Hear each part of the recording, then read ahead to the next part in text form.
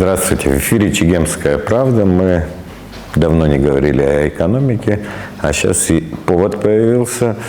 На этой неделе президент Бадр Гумба дал пространное интервью, вообще-то, кажется, первое интервью за то время, как он стал президентом. Интервью он дал Апсны Пресс, где многое чего говорил об экономике. И, кроме того, там об экономике говорили, там, я слушал интервью, читал интервью там, премьер-министра «Спутнику», там, о экономике говорят в парламенте. Ну и вот сегодня у нас экономист в гостях, наш постоянный эксперт Ахра Арестова. Ахра, добрый день.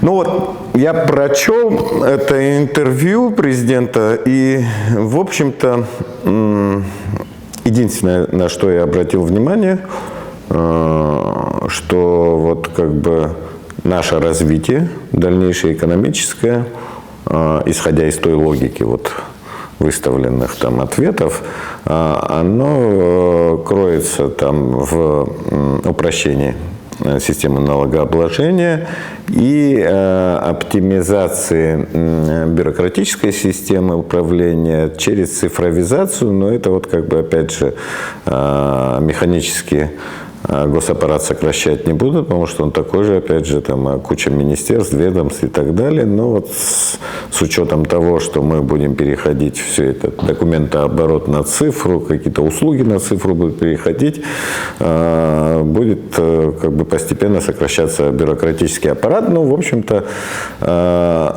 каких-то таких революционных масштабных я там не прочел, к сожалению. Но вот то, что я увидел, по крайней мере. Я бы хотел, может, ты там что-то добавишь. Там, я не экономист, поэтому говорить про это могу вот с чисто таким журналистским взглядом. Здравствуйте. Да. Спасибо за приглашение и за доверие. Мне приятно находиться в твоем обществе.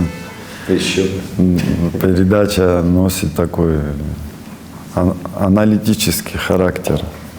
И приятно, что ты, как журналист, у тебя есть свое мнение буквально по всем вопросам. Я предлагаю все-таки чуть хронологию определенную, хотя бы за этот месяц провести, так как есть представители избранной власти, это Бадр Зурабович Гумба, избранный президент, есть избранные депутаты парламента, есть у нас назначенное правительство, которые озвучивали те или иные предложения или мнения. Я бы выделил первое интервью Беслана Халваш, председателя комитета по бюджету, абхазскому телевидению. Ирина Шотовна-Агрба брала интервью парламентского комитета.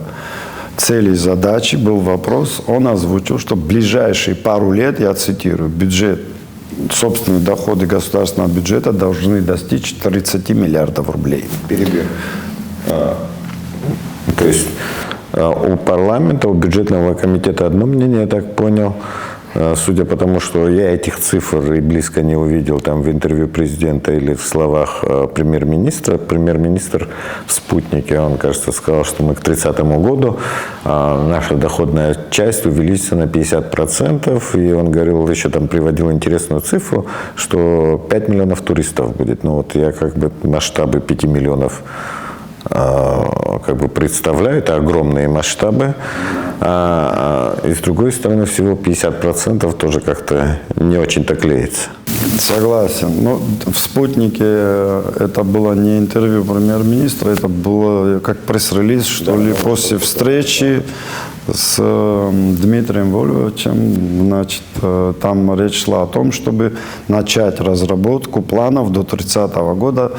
Абхазская сторона должна предложить свои планы во всех отраслях нашего государства и представить их российской стороне.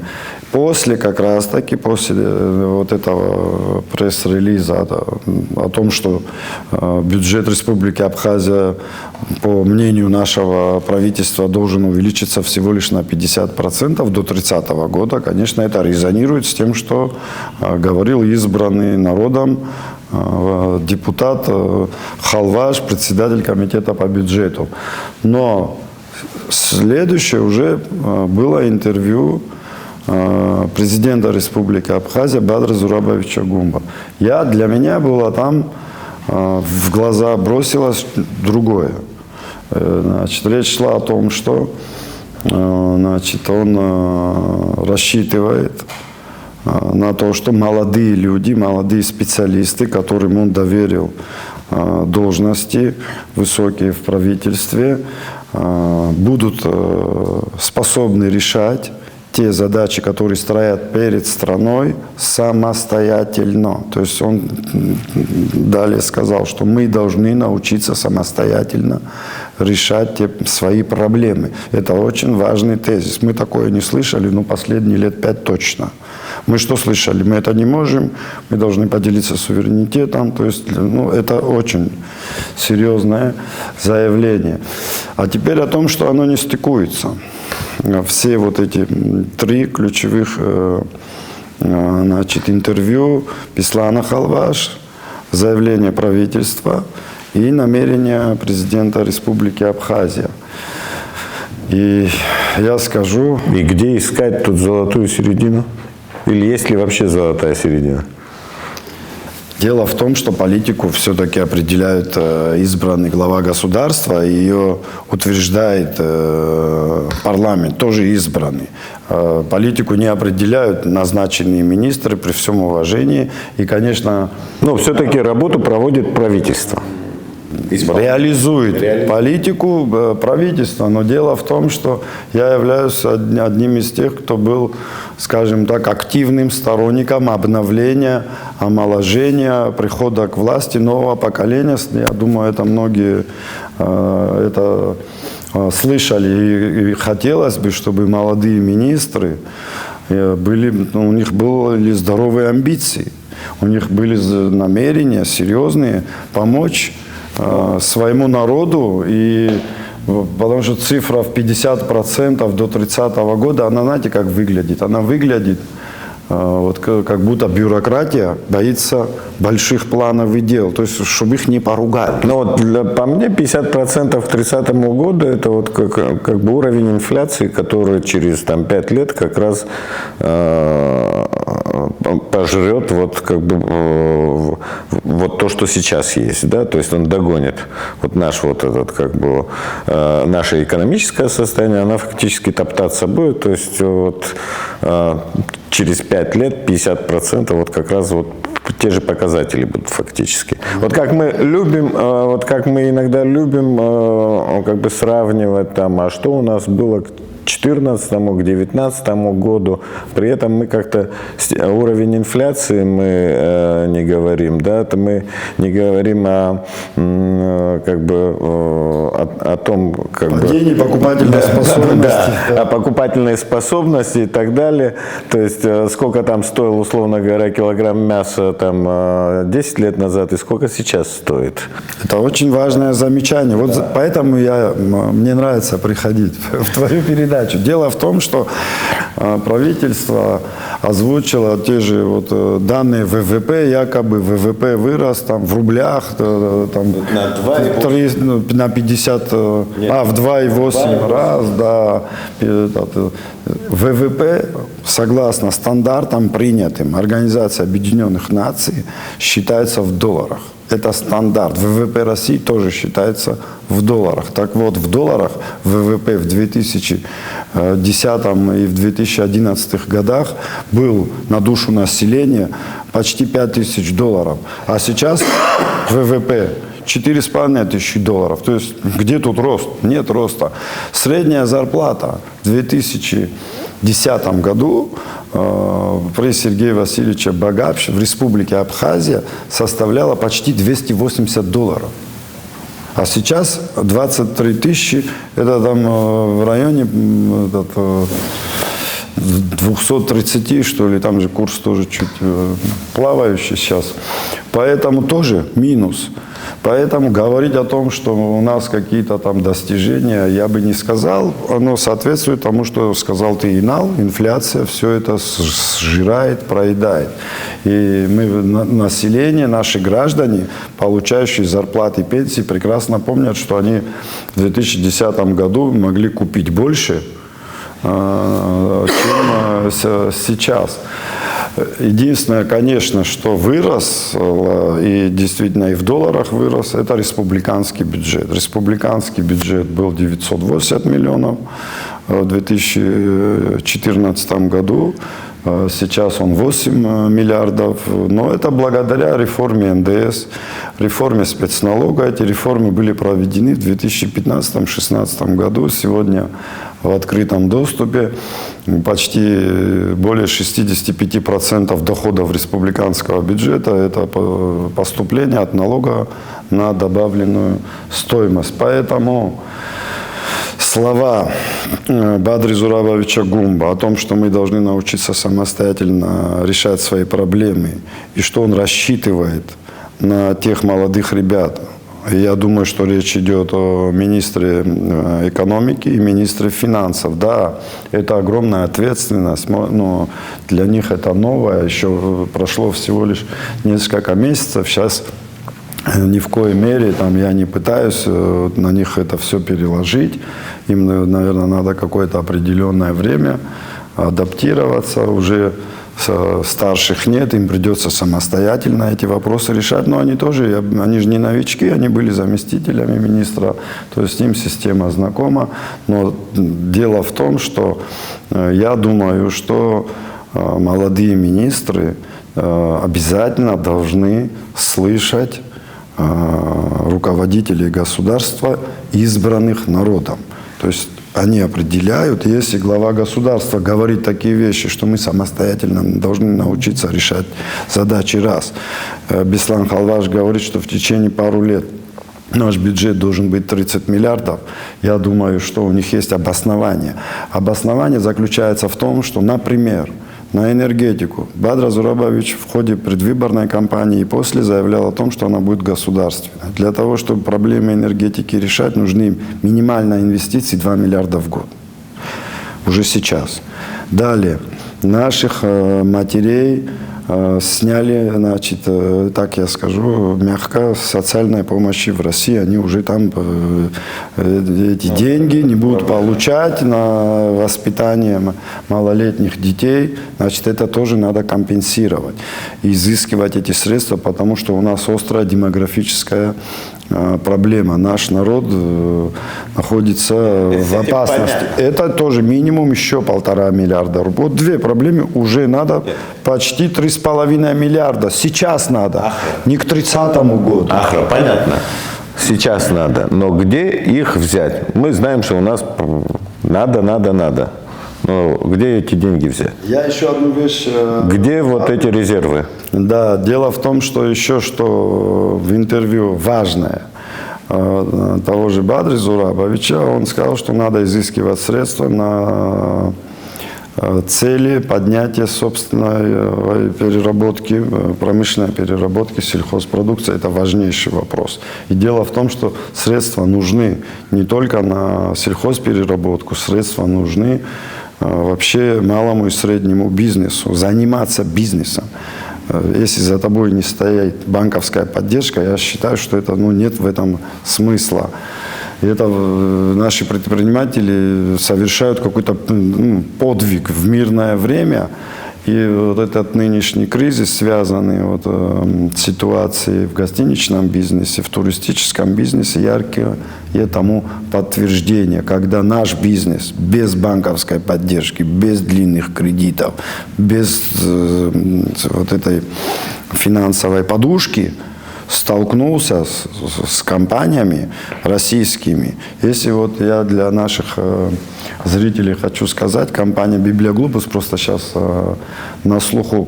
Выручка компании «Библия Глобус» в прошлом году составила 168 миллиардов рублей. Как глобус вошла в нашу экономику. Как глобус, она как каток такой.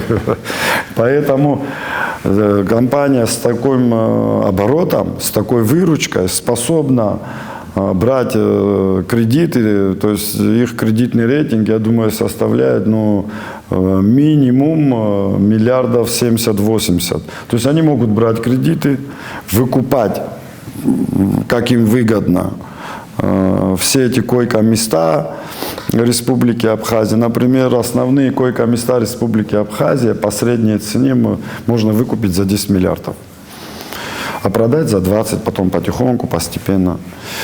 И, конечно же, это связано с тем, что наши предприниматели закредитованы, у них долги, у них нет возможности для того, чтобы запустить гостиницу. Например, после зимы, чтобы запустить гостиницу, персонал должен выйти на работу. Им надо платить зарплату, есть расходы, которые неотвратимые, может, оборудование испортилось, надо поменять. Кредиты должны быть постоянно. То есть и в этом плане на эти цели тоже надо около 10 миллиардов рублей. То есть это же деньги где-то надо взять. Это или банк новый открыть, инвестиционный, или действующим банкирам эти резервы надо сформировать. Задачи очень серьезные. Понятно, с задачами. Вот меня опять к Библиоглобусу мы, кстати, еще вернемся. Меня вот эти цифры обычного такого дилетанта интересует. Вот 5 миллионов туристов. Сколько у нас вообще туристов? То есть разные цифры. У нас считают всегда по-разному, да? То есть если человек приехал с разовой экскурсии в Новоафонскую пещеру или на озеро Рица, иногда у нас этих тоже считали. Туристы въехали, вот значит они однодневные, вот эти туристы, их тоже посчитали. Но вот тех, которые приехали отдыхать, совершенно другая цифра. Она всегда была в разы меньше, чем те, которые заезжали этими экскурсионными автобусами каждый день, толпами приезжали на Рицу, в Новый Афон. Вот мы сейчас как считаем? 5 миллионов. Это то, что озвучило правительство на встрече с Дмитрием Вольвовичем, что к 30-му году будет 5 миллионов туристов. Это какой подсчет? Вот эти вместе с этими разовыми туристами? Это целевой показатель, то есть они хотят выйти на эти цифры. Выйти на какие цифры? У нас все время происходит некая манипуляция, когда мы говорим о туристах, которые приехали в Абхазию. Я еще раз подчеркиваю, есть туристы однодневки, есть туристы, которые приезжают на 5, на 10 дней, на 2 недели и так далее. Вот эти 5 миллионов – это только те, которые на несколько дней приехали отдохнуть, или вместе с ними люди, которые приедут в Новый Афон, на Рицу и так далее? При всем уважении, в Новоафонскую пещеру, даже если там еще 2 метро построить, 5 миллионов туристов никак не, оно физически это невозможно. То же самое Рица. Если только там не построить такую же эстакадную дорогу, как на Красной Поляне. У нас столько койко-мест тоже нет, чтобы этих 5 миллионов туристов разместить, хоть даже круглосуточно. Я считаю, что на сегодняшний день мы имеем сравнительные цифры по туризму в деньгах и в товарном обороте. Вот, например, 2021 год и сейчас у нас денежный оборот вырос почти в 4 раза. Было 54 миллиарда, сейчас почти 200 миллиардов. С учетом инфляции и так далее. Значит, то, что озвучивал экс-министр Хишба по туризму, отделяя тех, кто приехали на один день, он давал цифру, что на 1 миллион почти за эти годы увеличилось. Те, которые на 3 дня, на 7 дней, на 10 дней с ночевками. В общем, туристы приезжали. В принципе, в это можно поверить, потому что количество мест размещения, это подтвердил на встрече в парламенте министр новый по налогам, уже перевалило то есть почти 60 50, нет, меньше, чуть там 56, что-то такое. 56 тысяч. И... Да, это всех вместе, включая там частные квартиры там, и все прочее. Но физически это возможно. Ну а теперь вы представьте, что 1 миллион туристов добавил денежный оборот. Понятно, что в связи с ситуацией вокруг Украины российский турист сюда поехал. Плюс качественный российский турист поехал, потому что средний чек вырос в 3 раза. В 3 раза, то есть если расходы туристов увеличились. Это дает российская сторона.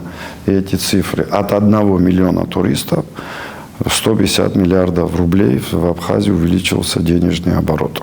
Вот вы представьте.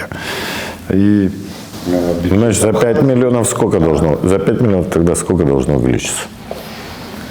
ну, например, в Турции Я не в Турции, а в Абхазии. давали они цифры. От 1 миллиона туристов страна получает 700 миллионов долларов. Мы сколько получаем за 1 миллиона? Ну, у нас, учитывая то, что цены на все там в 2 раза меньше, мы должны получать 350 миллионов долларов от 1 миллиона туристов. Но дело в том, что с точки зрения 50 миллионов рублей. долларов, конечно, это дает министр по туризму Турции давал цифры. в виде налогов. В виде налогов. Это только налоги, да, вот, разных уровней.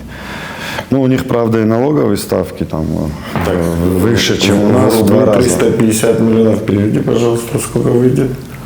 В долларах Вот эти 350 миллионов. нужно 80, средний курс сейчас, и получишь эти миллиарды. Там, да. Вот это почти 25 тысяч. Ну, 100 миллионов – это 8 миллиардов рублей. Почти 25 миллиардов.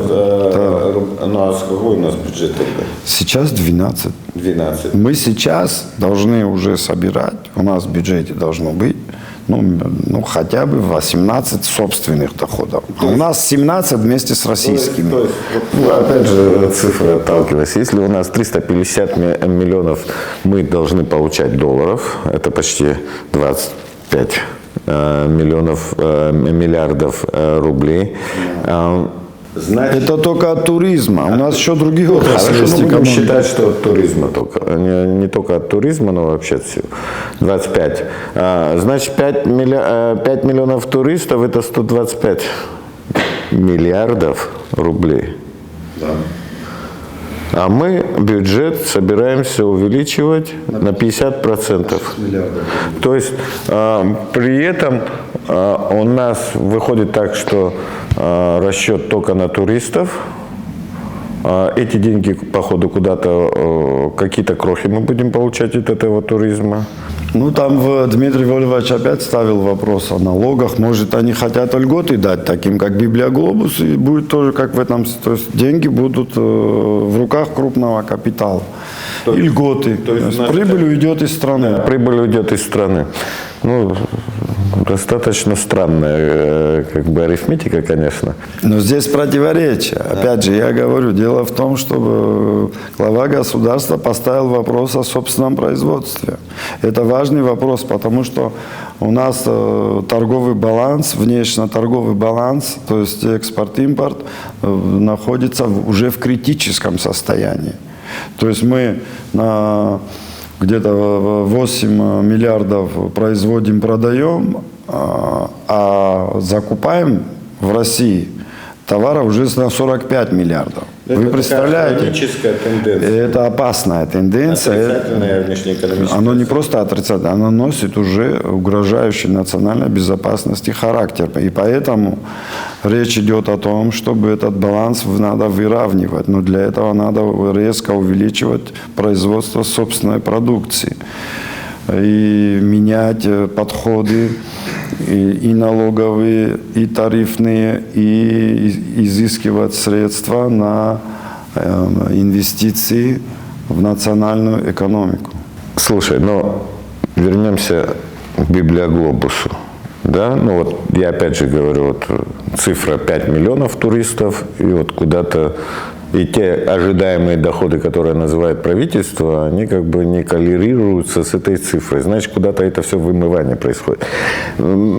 что делать вот с такой ситуацией, когда у тебя, допустим, я не знаю, это говорят не демпинг, кто-то не демпинг, мне все равно, как это процесс называется, но когда у тебя там в мае, там, в начале июня продают номера с трехразовым питанием за какие-то сущие копейки, за 100 рублей, 200 рублей, то это, по мне, настоящий демпинг, потому что это никакая не экономика, да, то есть, и от этого страдают как бы вот эти наш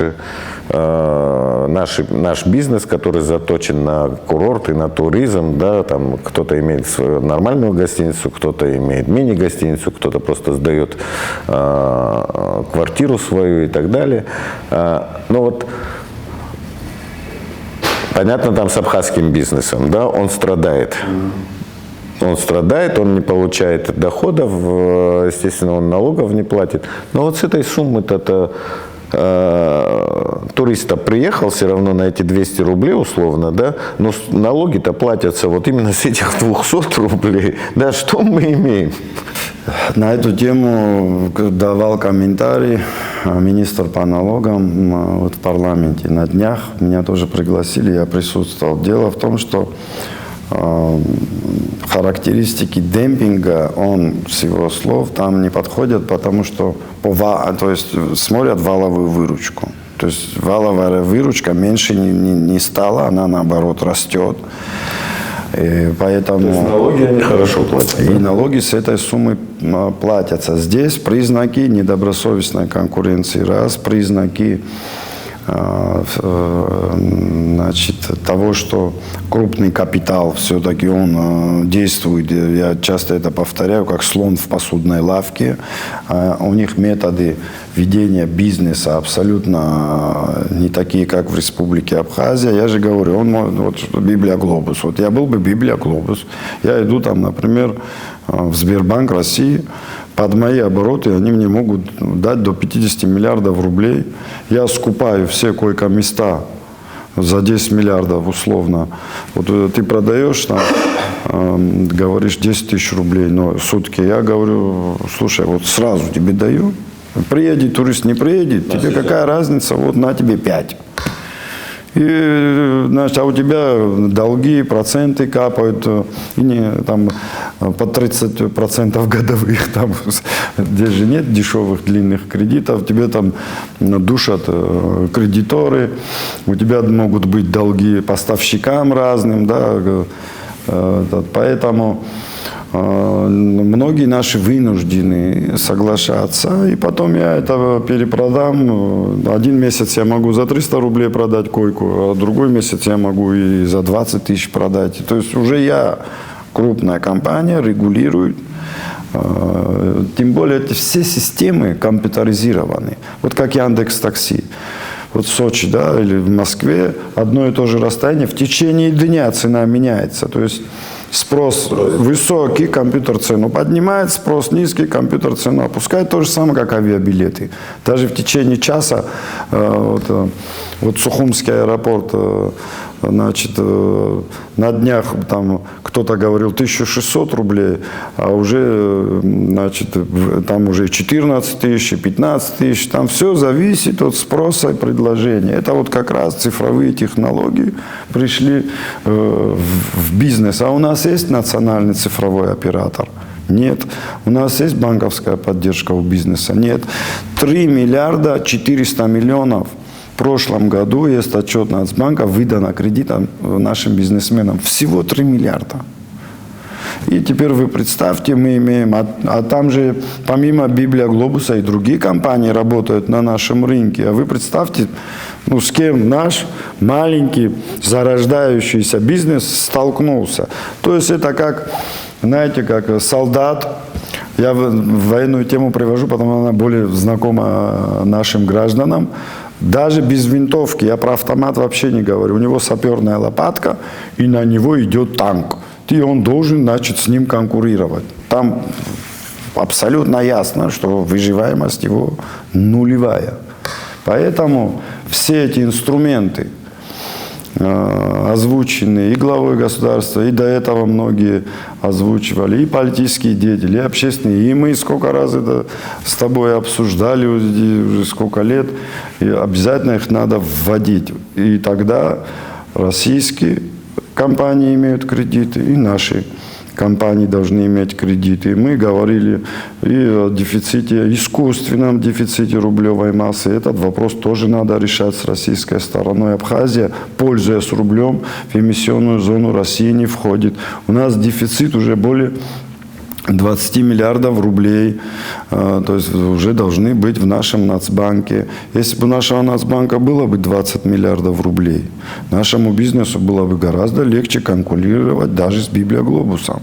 Если у них будет за спиной такая поддержка и не в виде какого-то разового кредита, а кредитной линии.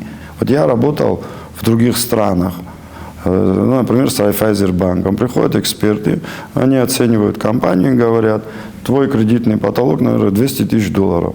Я беру эти кредиты уже по телефону. 20, 30, смотря. То есть потолок 200. То есть я все время знаю, что за моей спиной есть банк, который готов оплатить любую заявку. Я, допустим, мне надо было высококвалифицированных специалистов привлечь. Там есть тоже кредит именно на персонал, на обновление персонала. У нас есть такие кредиты? Нет у нас таких кредитов. Вот эти все инструменты у банков есть до 1000 видов разных кредитов на разные цели. Это все надо, и это надо делать очень быстро. Я бы, например, если... Беслан Халваш, кстати, озвучивал тоже определенные реформы и сокращение налоговой нагрузки, и самих количества налогов. Это мы и в 2015 году пытались сделать. По разным, по основным политическим причинам не удалось. Но это надо делать все быстро, и тогда появятся определенные ресурсы и возможности. И, значит, я бы, допустим, часть денег не выдавал бы в министерствах.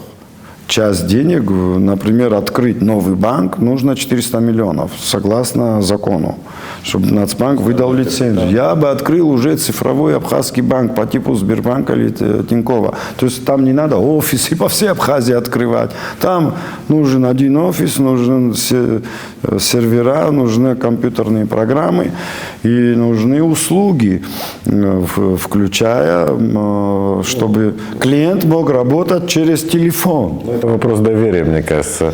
Это не вопрос доверия, это вопрос четвертой цифровой революции. Если мы хотим не потерять независимость. Там же основной вопрос. Кстати, вот ты меня перебил.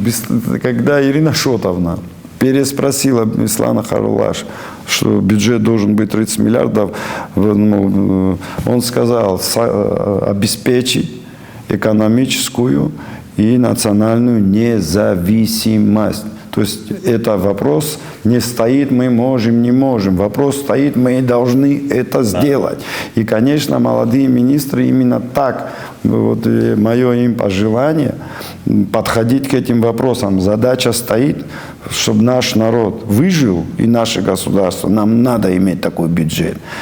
Не до 30 года, а в течение максимум 3 лет мы должны выйти на эти цифры. И я думаю, что если они именно будут так подходить, а мы так подходили, и начиная с 1988 года, и война, и все, то есть или победа, или смерть. То есть у нас не было других вариантов тогда. Или нашего народа не будет. И сейчас вопрос стоит практически точно так же. Да, например, мы говорим, да, энергетика наша. Хорошо. Российская сторона согласна с этим. Но если твоя, тогда ты сам должен находить деньги, сам вкладывать. Но по поводу энергетики, то, что я прочел в интервью Бадра Гумба, это то, что мы будем ставить аппараты учета. Их количество возрастет. За счет, параллельно это приведет к сокращению потребления электроэнергии, увеличится оплата, и вот за счет этой оплаты, дополнительных денег, которые придут за потребленную энергию, мы будем покупать переток осенне-зимний период, когда у нас образовывается дефицит электроэнергии. Я единственное, чего не... Ну, понятно, что мы будем уже покупать. Там нам не будут вот этот халявный переток, который мы называем социальный, да, так стыдливо называем социальным, да, будут предоставлять. Но я хочу видеть свет в конце туннеля, когда мы выйдем, когда наша энергетика будет добывать столько электроэнергии, которая будет достаточно для собственных нужд, с одной стороны, а с другой стороны мы могли бы получать какие-то излишки и продавать. То есть вот ответа вот на этот вопрос я вот в интервью не увидел. То есть раньше, то есть Аслан Бжаня нам говорил, надо отдать перепадный ГЭС кому-то, там иностранным инвесторам, и у нас будет благодать. Хотя вот что такое благодать, он как-то не расшифровывал. Но, слава богу, нам Бадра Гумба не говорит, что нам надо кому-то отдать там иностранцам, чтобы вот эта благодать наступила. Но, по крайней мере, я хочу видеть, вот, что дальше вот с этой энергетикой. А я хочу видеть современный подход. На сегодняшний день руководитель не определен, Черноморэнерго. Черноморэнерго является государственной компанией, то есть собственником является народ, то есть граждане Республики Абхазия. Такая компания должна быть абсолютно публичная и прозрачная. Первое, что надо делать, это, кстати, касается не только Черноморэнерго, это касается и Министерства финансов, и всего правительства. Если вы тратите деньги народа, будьте любезны, вывесите на сайтах, куда вы тратите, в мелочах. Мы можем увидеть каждый цент или каждую копейку вот в иностранных государствах, копейку. Да. А тогда народ это все будет поддерживать. Второй вопрос. Собираемость и оплата связана с доходами граждан. Доходы граждан должны превышать, это тоже изучено учеными всеми, $500-600 США. Средняя зарплата должна быть, тогда люди смогут платить и за воду, и за свет. Выручка компании будет способствовать тем планам, о которых наши вот заявляют. Но на сегодняшний день это нереально. Третий вопрос, почему я говорю, современный цифровой подход должен быть. Мы должны уже думать о энергетических запасах вперед. Мы пришли в век цифровизации. Цифровизация требует потребления огромного количества энергии, потому что это компьютеры. Вот это майнинг, это нам показал. Ну хорошо, уберем мы майнинг, но компьютеры, которые будут управлять экономическими процессами, они же тоже будут потреблять электроэнергию. Например, компьютеризация одного села. Там вы представляете, какие серверы, чтобы трактор сам ездил, квадрокоптер летал. Это же мечта, кстати, была.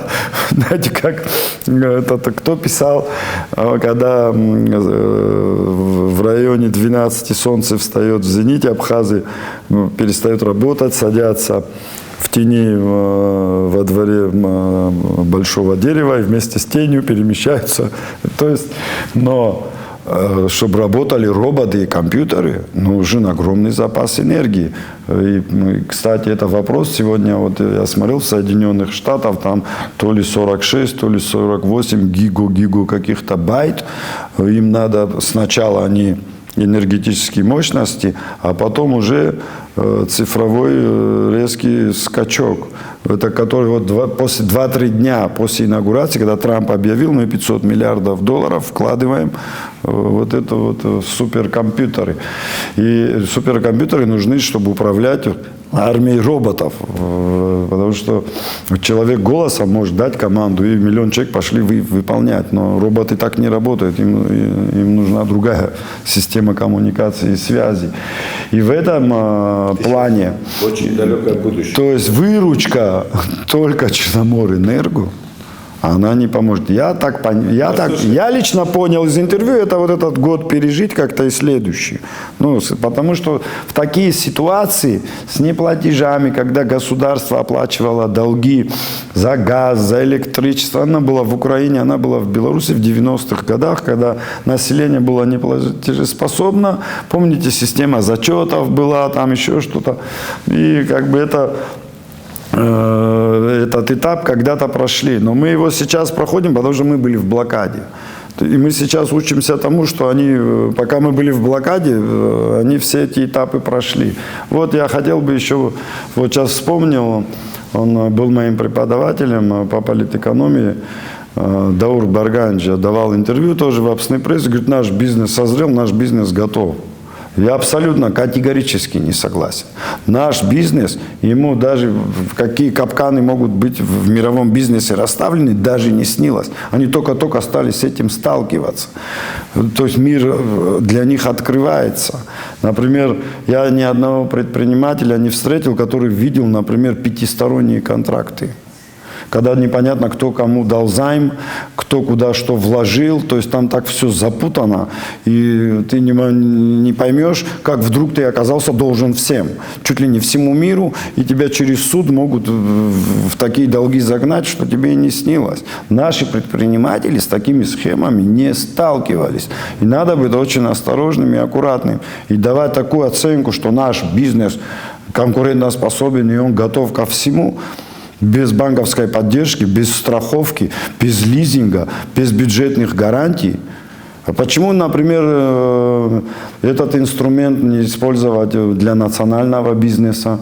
Наш бюджет, почему мы даем гарантии иностранному инвестору бюджетные, а нашему бизнесу это тоже можно использовать. Дать бюджетные гарантии, составить реестр добросовестных участников экономики. Давно пора делать. Давно. Вывесить список в промышленности, в туризме, значит, в торговле, добросовестных участников экономической деятельности, чтобы они имели все преференции, все услуги от государства они получали, как добросовестные поощрения, вот система поощрения, чтобы была и те же бюджетные гарантии, чтобы они могли брать те же кредиты. Ну, много вариантов, да, все можно задействовать. Вы прослушали краткий курс того, как должна быть устроена в идеале абхазская экономика. Нам все-таки пора уже завершать наш эфир. То есть мы отталкивались сегодня от большого интервью президента Бадры-Гумба, которое он дал агентству «Общественной прессы», где он говорил о экономике Абхазии, о планах ее развития. Мы отталкивались от того, что писал премьер-министр Делба. Мы говорили о том, что в парламенте думает парламентский комитет по бюджету и экономической политике. И мы выслушали сегодня мнение экономиста Ахра Аристава. И я надеюсь, все-таки,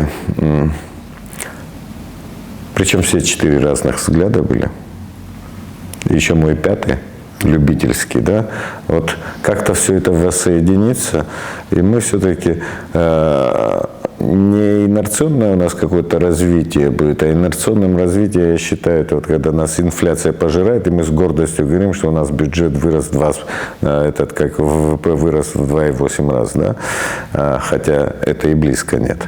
Да, но вот мы хотим это развитие сами чувствовать, сами граждане, чувствовать на услугах, чувствовать на ценах, чувствовать, в общем-то, в своем оптимизме, степени своего оптимизма, глядя в завтрашний день.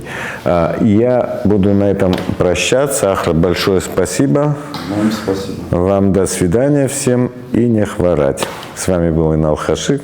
До свидания.